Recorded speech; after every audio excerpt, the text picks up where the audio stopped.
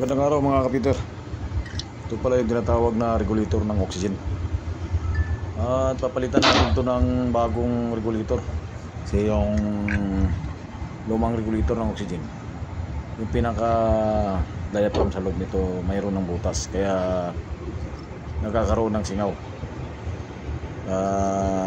Bakit nagkakaroon ng singaw yung mga ganyan? Kasi na ano yan, yung over pressure working pressure na over yung ano, yung pagbubukas. Ang regulator pala ng oxygen mga kapiter, yung nakalagay yung may plus at saka minus. Yung plus higpit, yung minus paluwag, baliktad po. Ayan mga kapiter, kakabit natin yung pinaka plus back arrestor.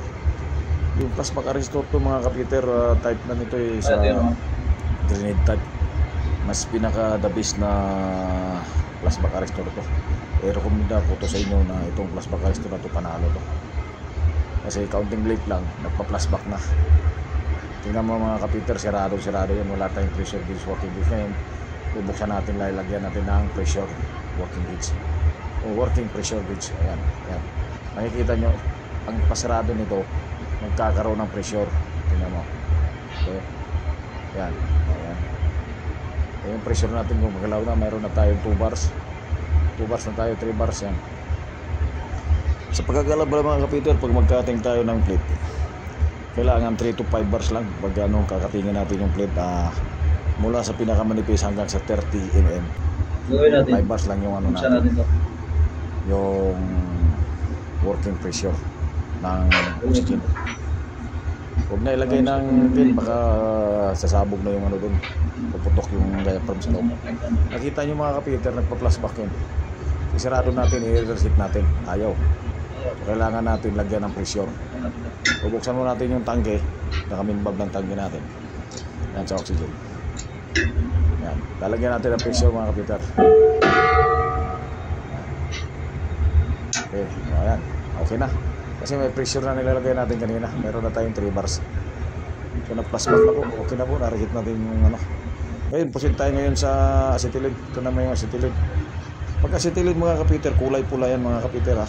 Tandaan nyo. Lalo na yung mga baguhan na hindi pa nakasamba ng barko. Tandaan nyo, ang acetylene, kulay pula. Tapos halos lahat ng fittings niya is baliktad.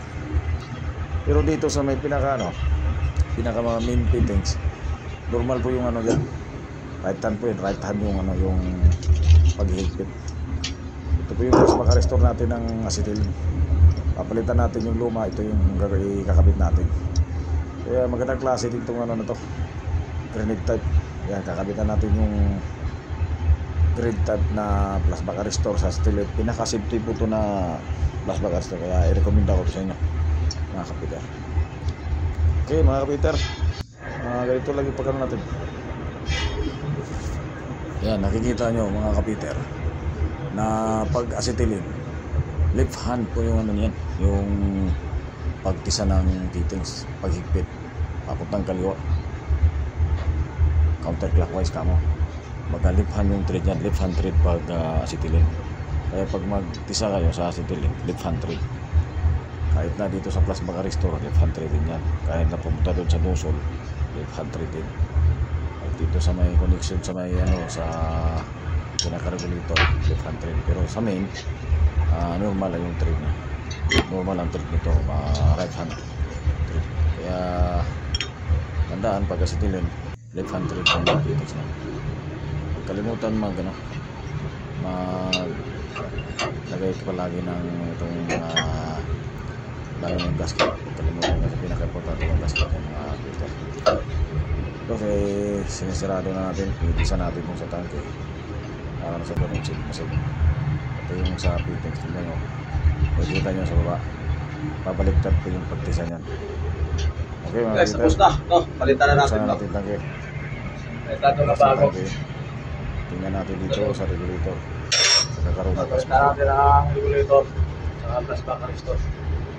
Okay na ito guys, tayo natin. Ito, ito sa plus. Mas naluluwagan nyo yan. Medyo magkakaroon na. Mawawala yung presyon. Pero pag i-hikitan nyo, magkakaroon na presyon. Pati yung linyada dito, pati yung hose. Yung ano natin, regulator bago na rin. Yung valve natin, main valve bago na rin. Itong plus baka restore natin mga kapiter bago na. So mga kapiter, nakikita ninyo, tumaas to, di ba? So ibig sabihin, nagpa-plus baka restore po siya, nagpa-plus back. Bakit ka mo nagpa-plus back? Kasi pinalitan natin to. Kung pinalitan natin to, nagpa-plus back to, bumuka to. Nag-automatic sirado. Kaya ang gagawin natin, para may balik to, ipupush nyo lang natin to, pupush. Tutulak lang, para mag-reset tayo ng plus back. Ayan. Nakikita nyo. Ayaw bumabalik sa normal. Bakit ka mo? Kasi hindi pa yan na-open yung tangke. Itong tangke nakasarado pa. Bubuksan natin to.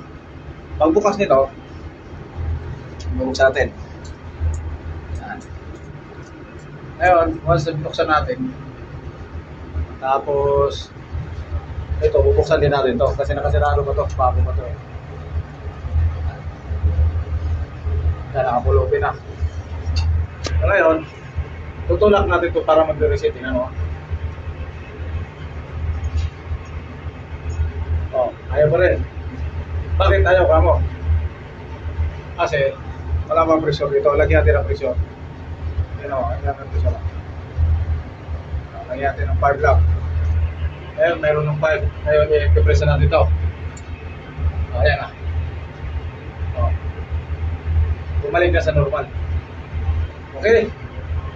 So, ganun lang ang pag-receive ng plus pag-restore sa Citylink. Okay. Lalo na yung mga baguhan na hindi pa nakaranas ng ganitong klaseng plus pag-restore. Ito po yung tinatawag na green type. Medyo may kamahalan to, pero nasa simple naman. Okay, laban. Kalimutan mag-subscribe sa YouTube channel natin. Thank you and God bless.